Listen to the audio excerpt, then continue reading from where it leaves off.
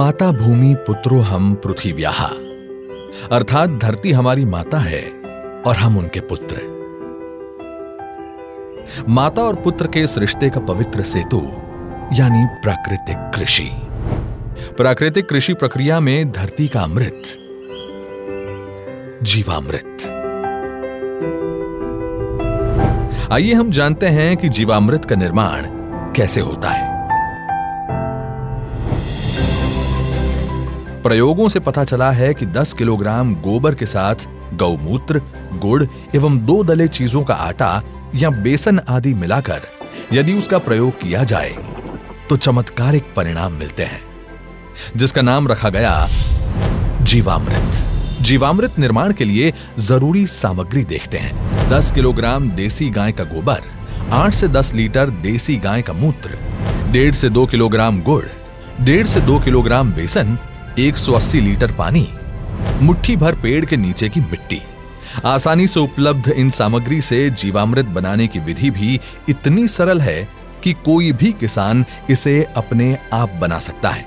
इन सामग्री में से गुड़, बेसन एवं गोबर को पानी या तो गौमूत्र का उपयोग करके ठीक से मसलकर लिक्विड जैसा बना लें। अब इन सामग्रियों को एक ड्रम में डालकर उसे लकड़ी के एक डंडे से घोलना है। ठीक से घोलने के बाद जीवामृत बनने के लिए 2 से 3 दिन तक छाया में रख देना है। प्रतिदिन सुबह और शाम घड़ी की सुई की दिशा में लकड़ी के डंडे से 2 मिनट तक इसे घोलना है और जीवामृत को बोरे से ढक देना है।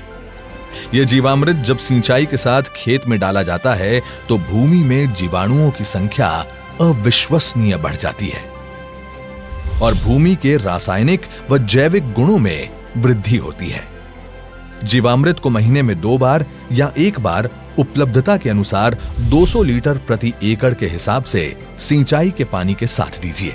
फलों के पेड़ों के पास दोपहर 12 बजे जो छाया पड़ती है, उस छाया के पास प्रति पेड़ 2 से 5 लीटर जीवामृत भूमि पर महीने में 1 बार या 2 बार गोलाकार में डालना है। इससे मिट्टी स्वस्थ बनती है और फसल भी उतनी ही बेहतर मिलती है। इससे किसान के मित्र माने जाने वाले केंचुओं की संख्या बढ़ती है। प्राकृतिक कृषि में गहरी जुताई की भी जरूरत नहीं होती है। इतना ही नहीं, प्राकृतिक कृषि भूमिगत जल को भी बढ़ाती है। इस प्रक्रिया से मुख्य फसलों के साथ सहयोगी फसलों को भी उगाया जा सकता है। घन जीवामृत जीवामृत का ही सूखा हुआ स्वरूप है, जिसे फसल बोने से पहले जमीन में मिलाया जाता है। धूप में सुखाए गए 200 किलोग्राम गोबर में ताजा बना 20 लीटर जीवामृत मिलाकर 2 दिन छाया में रखते हैं। इसे एक बार फिर धूप में सुखाकर तथा डंडे से पीसकर महीन बना दिया जाता है। यही घन जीवामृत है, जिसे 1 एकड़ के लिए प्रयोग कर सकते हैं। प्राकृतिक खेती का एक आवश्यक आदान बीजामृत है। बीजामृत जहां बीज को बीज जनित रोगों से बचाता है, वहीं इसकी अंकुरण क्षमता को अद्भुत रूप से बढ़ाता है। देसी गाय के 5 किलोग्राम गोबर, 5 लीटर गौमूत्र, 50 ग्राम बुझा हुआ चूना और थोड़ी सी मिट्टी को 20 लीटर पानी में मिलाकर बीजामृत बनता है। एक रात रखने के बाद इसमें 100 किलोग्राम बीज का संस्कार किया जाता है। इसके 1 दिन बाद संस्कारित बीज बुआई के लिए तैयार हो जाता है। आच्छादन प्राकृतिक खेती का एक महत्वपूर्ण नियम है। खेती वाली सारी भूमि को फसल अवशेष से या छोटी अवधि की अंतर फसलों से पूरा ढक दिया जाता है। आच्छादन भूमि में नमी बनाए रखता है तथा वातावरण से नमी को खींचकर खेती हेतु पानी की खपत को भी अद्भुत रूप से घटाता है। जीवाणुओं एवं केंचुओं की गतिविधियों को बढ़ाता है, खरपतवार को नियंत्रित करता है तथा अंत में विघटित होकर जमीन से कार्बन उत्सर्जन को रोककर भूमि के जैविक कार्बन क्षमता को बढ़ाता है।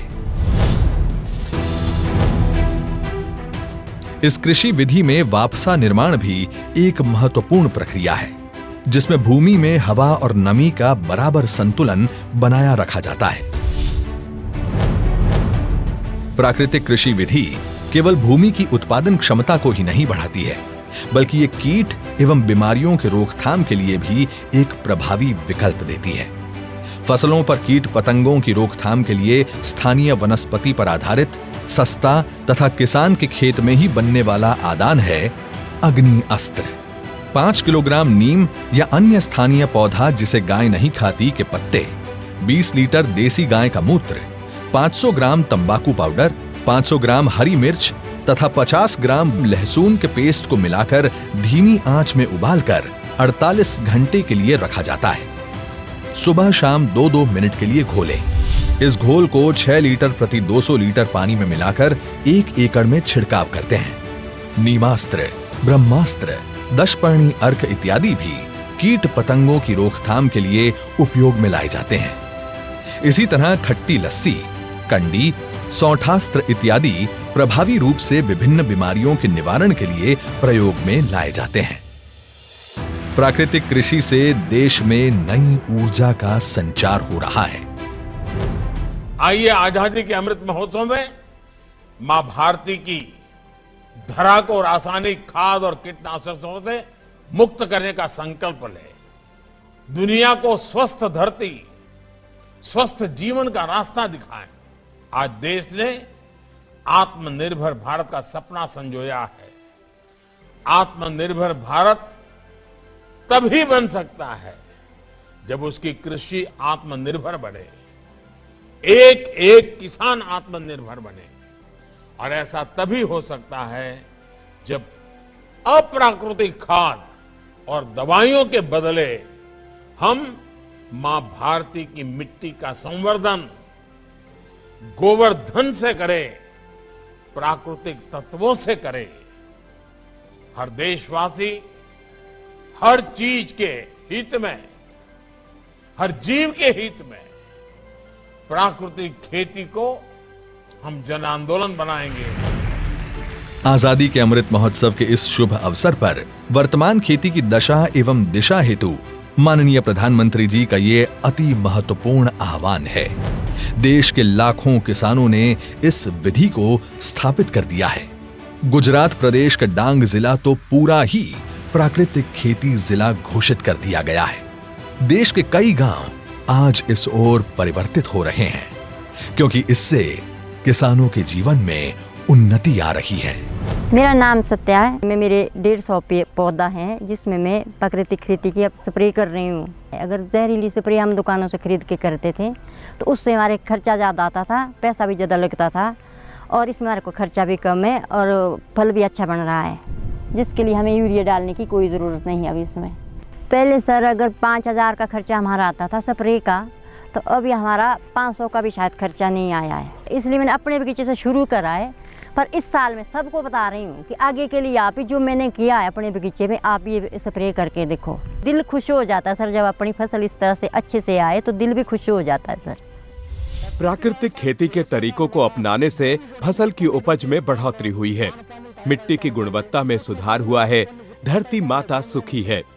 उसे लगता है कि किसान ने बेहतर तरीके से उसका ध्यान रखा है और उसके लिए उसे अच्छा भोजन और अच्छी उपज लौटानी चाहिए।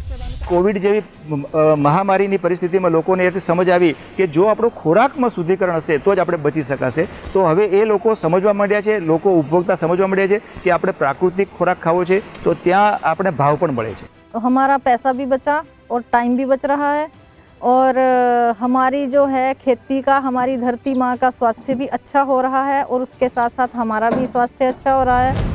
यही तो है आत्मनिर्भर किसान, जो ला रहे हैं गांव-गांव में समृद्धि और बना रहे हैं आत्मनिर्भर भारत।